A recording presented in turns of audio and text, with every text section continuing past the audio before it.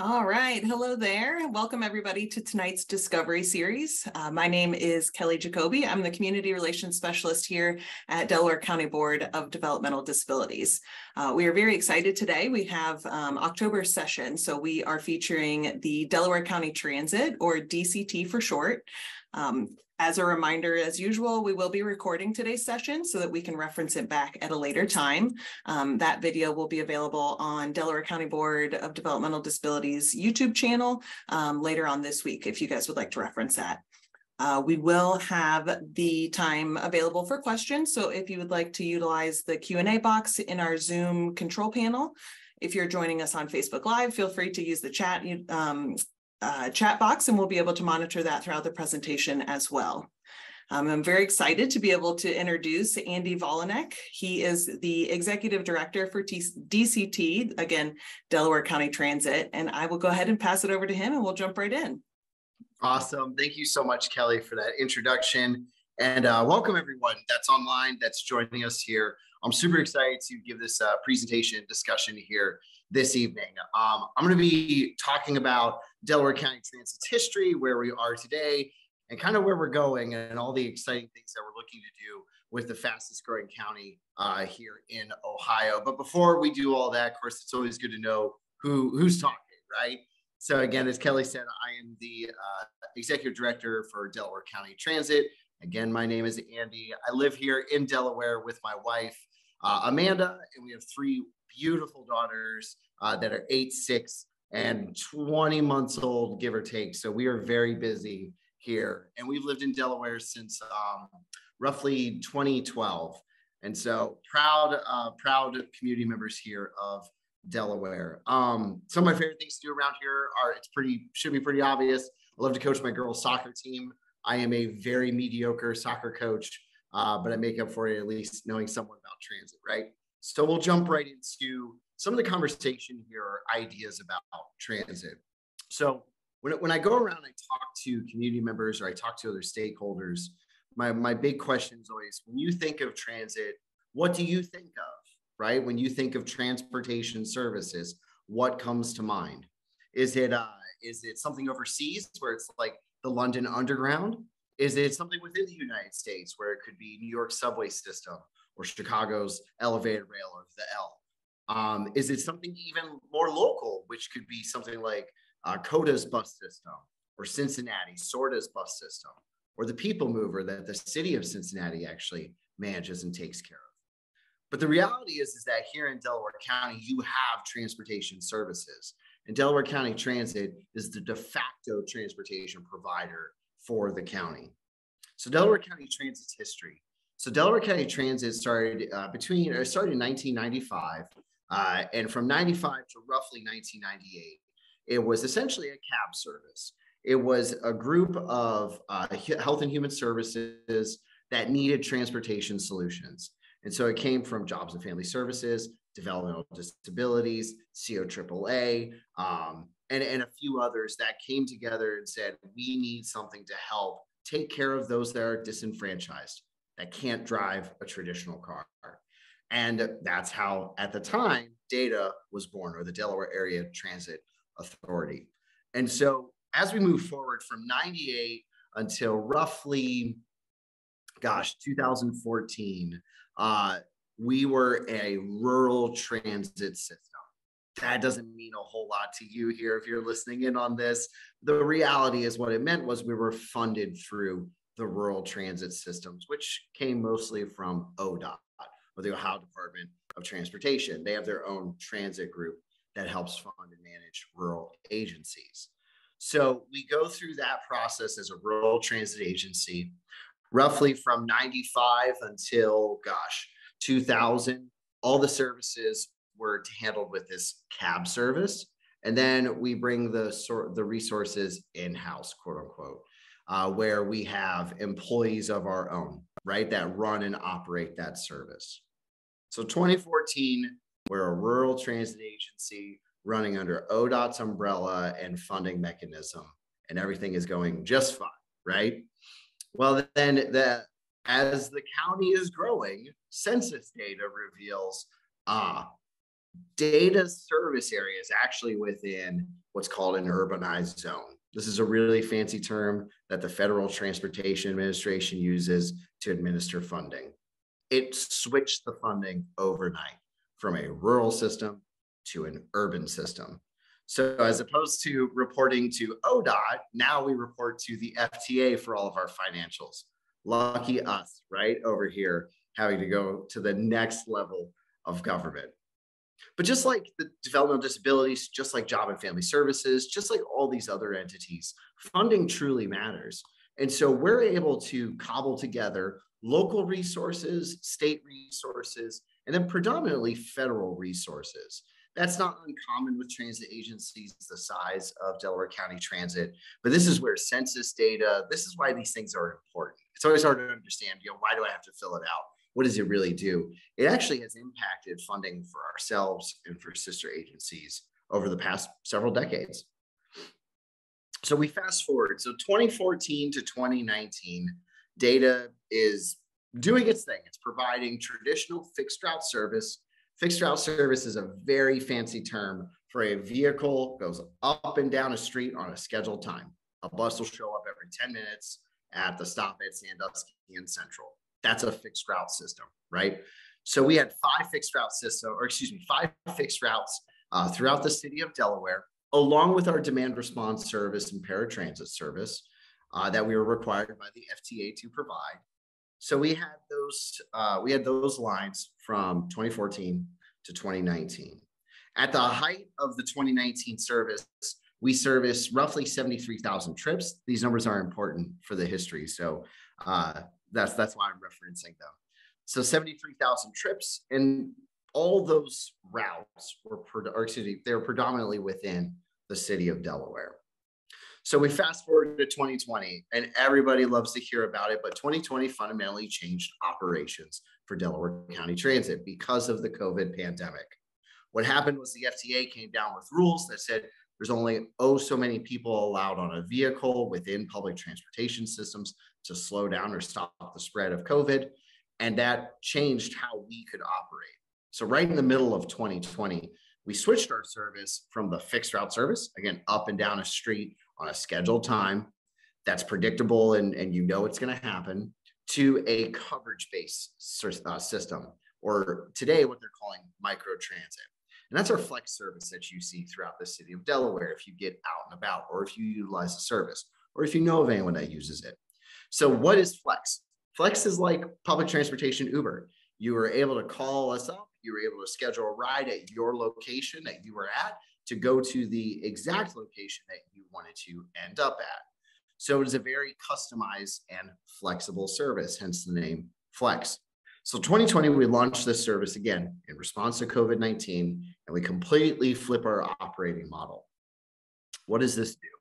So any people that, if you worked in a business, or you've done a craft or a skill or something, and somebody said, we want you to change the way you do it halfway through your project, I'm certain there would be some panic, and I'm certain there would be some frustration. But for us, it turned out to be the blessing in disguise. So in 2020, we serviced roughly 45,000 trips. So 2019, 73,000, 2020, 44,000. 2021, the first full operating year of the Flex model, we were back up to 73,000 trips. In 2022, we serviced 104,000 trips. And in 2023, we're scheduled to service an estimated 115,000 trips. So that is a 65% increase from 2021 to just today, which is fantastic. So this is something that transit agencies are struggling with to this day. They call it a COVID recovery. How much of your ridership have you recovered from 2019? From prior to COVID. So essentially 2019, we surpassed that already. Not many transit agencies in the state have done that, and not many in the nation have done that. So it is absolutely a point of pride. So again, to recap, what are the services that we provide today? So we provide our Flex service. This is the Uber style, from curb to curb within the city of Delaware. It's $2 per trip. It operates 6 to 6 Monday through Friday.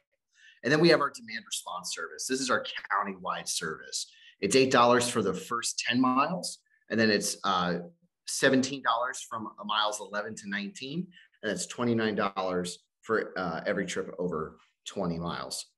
That one is obviously, a bit more of a challenge. That's more so for medical appointments. And of course, we have some really great subsidy programs that I can elaborate on later here. But those are the two styles of service that we have. They're both coverage-based services. Flex, microtransit, fast, short trips, $2. Demand response, longer, typically medical, and these more schedule ahead services. This is a traditional model.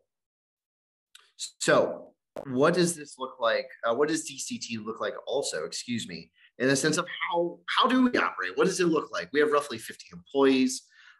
We have 30 vehicles. Again, our year-to-date ridership, we actually just got our updated stats for September, and we're around 87,000 trips already serviced. And October is gearing up to be a very big month for us. Our operating budget is roughly $4 million. Again, most of that comes from the FTA. We do have great partnerships with Job and Family Services and SourcePoint for those programs for non-emergency medical trips, predominantly there. Oh, and I forgot to do this part. To highlight for Flex. So Flex service, 60% of our trips are for jobs and shopping. So which is a wonderful statistic for us. People are using it to get to work or to spend money to buy things. Those are both really good things. Roughly 10% of our ridership is students. We say from 19 on down. And yes, to answer the question, we have 5 or 6 year olds that have ridden our system on their own before. We have the parents' information. They help drop them off at the vehicle, but it has happened, which is always exciting to see. So then we also have our demand response service. And again, I highlighted that this is predominantly for non-emergency medical, which is true in our data. 50% of our trips for demand response are for medical appointments. So you kind of got an idea of where we were, got a good idea of where we are now. What are we looking to do as Delaware County grows? So our friends over at the Mid-Ohio Region Planning Commission, they've put out some wonderful data. They have a projection that the Central Ohio region is going to grow by 2050 to a population of 3.125 million, I think is the latest number that they have. Delaware County is going to receive not most of that, but the highest percentage of that population growth. We're anticipated to see an 80% population growth by 2050. If we're following our numbers, and I'm not a math person, so I got all these before, we should see a population by 2050 of 380,000, again, give or take. That is a massive increase. Now, we're going to see a lot of that be in the traditional areas that we are aware of, the southern third of Delaware County, the county seat of the city of Delaware, and then Ostrander and Sunbury. But also there's that big thing that's out to the east, that's Intel. And what is that going to look like? What is the eastern periphery of our county going to look like? Growth is happening. It is a reality. And we're seeing it through all demographics, all age groups, all socioeconomic positions. Every bit of our county is going to grow. Transportation options are going to be a necessity for many people. So how do we respond to that? This past August, we launched our strategic plan. So Delaware County Transit did not have a strategic plan prior to my arrival last year. One of my goals was to get a North Star, something that can help direct us as we see this unprecedented growth within our county and within our region. And how do we respond to that? What's our roadmap to that? This is one of our biggest to-dos. And we actually had one of our steering committees today, and I'm so excited with the direction that this is going. But this is going to inform us. This is going to inform our board members on where we need to go. This is going to inform our stakeholders on where we're looking to go, what partnerships we need to pursue, what funding mechanisms will help assist, what facilities we might need, what vehicles should we look to invest in, and what technology should we invest in. And that's actually a good segue there. I forgot to highlight Delaware County Transit launched this past September our app. We have the Delaware County Transit app. It's only for Flex right now. Our goal is to eventually get it to be for demand response, but with some of the complexities of the subsidy systems that we have within demand response, Flex was a really good option for us to get our feet wet and have an app for our customers. So if you want more information on that, I can highlight that, but it's called, again, the Delaware County Transit app. Please download it, utilize it for your Flex trips within the city of Delaware. I've used it personally. It is very easy to use. But again, if you have a complication or an issue, you can always call us at 740-363-3355 to work through those issues. But as we continue to grow, technology is going to have to be something that we leverage. So as you can just see, we have an app, but there's going to be more features that we need to have. We have a web portal that you can also sit at a desktop or a laptop and enter in your trip. But how do we make that easier to use for everybody in our community? Those are going to be our continued steps towards growing through technology. But again, I'm very excited for this strategic plan. We'll have a public meeting on November 15th from 3:30 to 5 at the Delaware YMCA. If you'd like to make it out for public participation, please, we'd love to hear your comments. And you can always schedule a ride with us to get there. But the goal will be to have this adopted by our board members in January. And I'm very excited. I'm pleased with the direction that's going, and you can trust that we are going to try and deliver transit to as many people as we can here within Delaware County.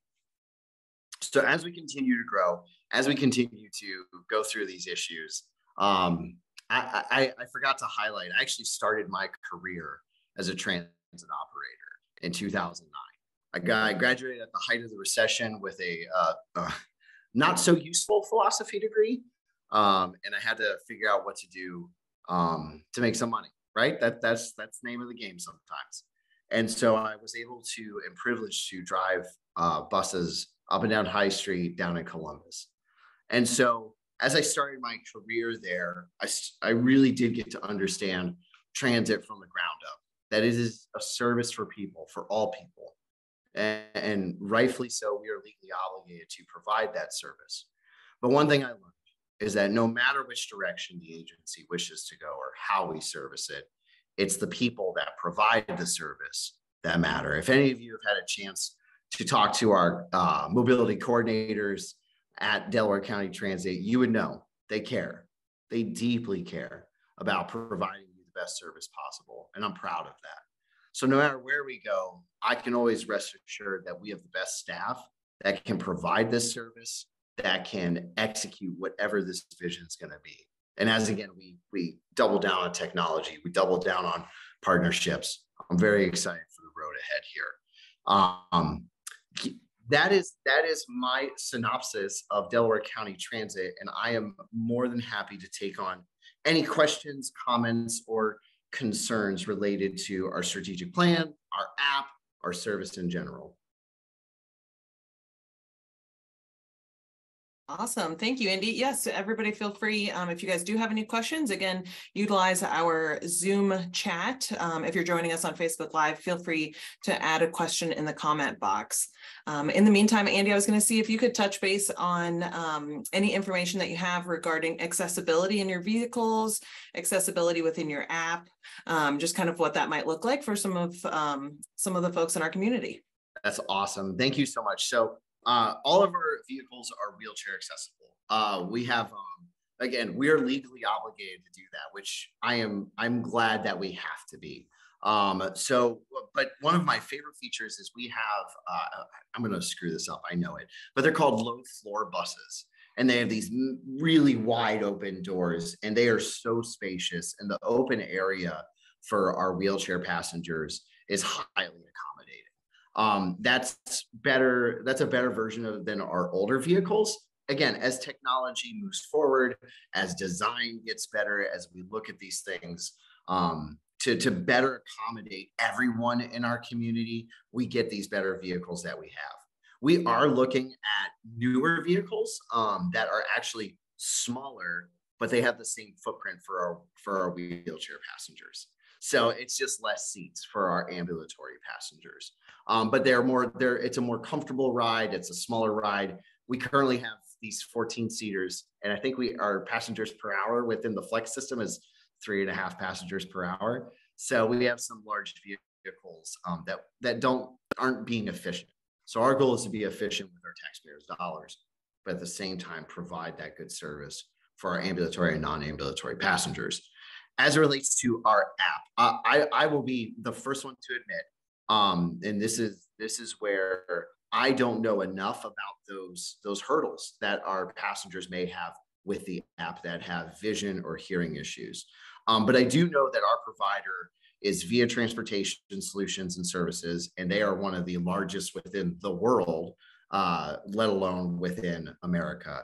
So I'm very certain that they have many of these issues already resolved. However, I would be the first one to say, if there is an issue, let us know right away, and we'll make certain to have the appropriate accommodations. But it is a very useful app. It is a very simple app. If you've used Uber, Lyft, it is achingly similar to those services.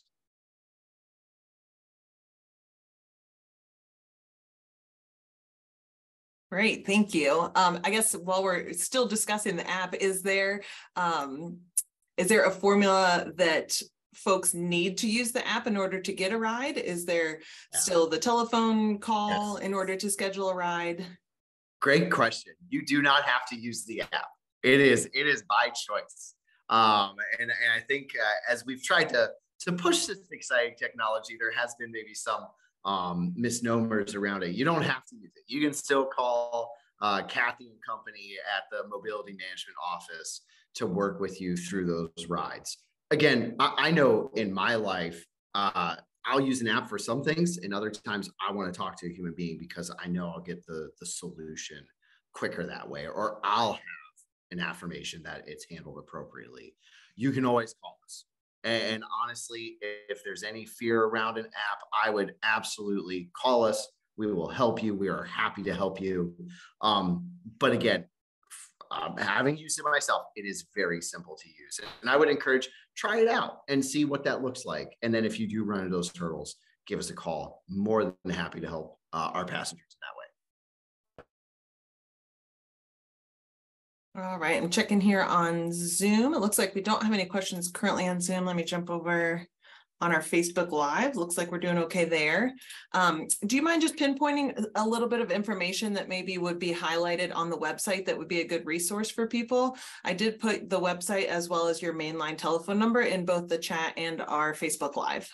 Yeah, thank you so much. So our main website, delcotransit.com, that is a great place to go towards. We actually mostly have our important information on their splash pages, I think is what they're called. It's a rolling highlight page. You'll see it bright and obvious. If you want to see services, we do have a service tab. I believe it's up in the About section for us to be able to show what's going on. But I would advise if you want something important, we're going to have it very obvious there as you enter the website. But again, our big things right now are our strategic plan and our app, and those are highlighted on the main page with those kind of splash pages. Awesome. And then just to recap, so the flex you said was 6 a.m. to 6 p.m. And do you mind reminding me what the on-demand schedule was? I did miss that. Thank you. Demand response is also 6 to 6 Monday through Friday. I will say that a part of the strategic plan is gaining public comment, and we've already received heavy comments that going later into the evening, Monday through Friday, and also weekend service is a priority. I would be very surprised if we do not come out of our strategic plan with that being an action item for us to do. We know that, and this is something that I know, especially this group needs. You have to have it, and we need to be able to provide that. So I'm excited to see where the strategic plan is going to land on that recommendation. But I would advise that's something that we have to point to and say, we got to figure out how to deliver that for our community and for our friends here. Absolutely. Awesome. So if people have continued questions, post the webinar today, we can have everybody visit the website, contact the main number. Is the main number that you provided us, would that be the best one if people have any questions about, a passenger or how to get started? Absolutely. Yes. So again, 740-363-3355. That is our main line. You'll get an options to work through who to contact. Mobility management is the ones, if you wish to schedule a ride or you have questions about scheduling a ride, that'll be the group that you'll want to speak to. And they will walk you through every bit of it to make certain that we get everything taken care of, get your name profile set up in our system so we can take care of that. Or again, if you're just inquisitive, call that group. They'll be able to answer every question for you. Awesome. Thank you. Let me do a last check here. Looks like we're all set on Facebook and Zoom. We've got a very informative presentation. So thank you, Andy, so much for joining us today. That pretty much wraps up our October Discovery series. Always good to have additional information about the resources we have in our community. Moving forward, we will have another Discovery series this upcoming November. So please take a look at our Facebook page and website for additional information regarding that. And thank you guys so much for joining us today. Thanks, Andy. We appreciate you jumping in. Thanks, Kelly. Take care, everyone. Have a great evening.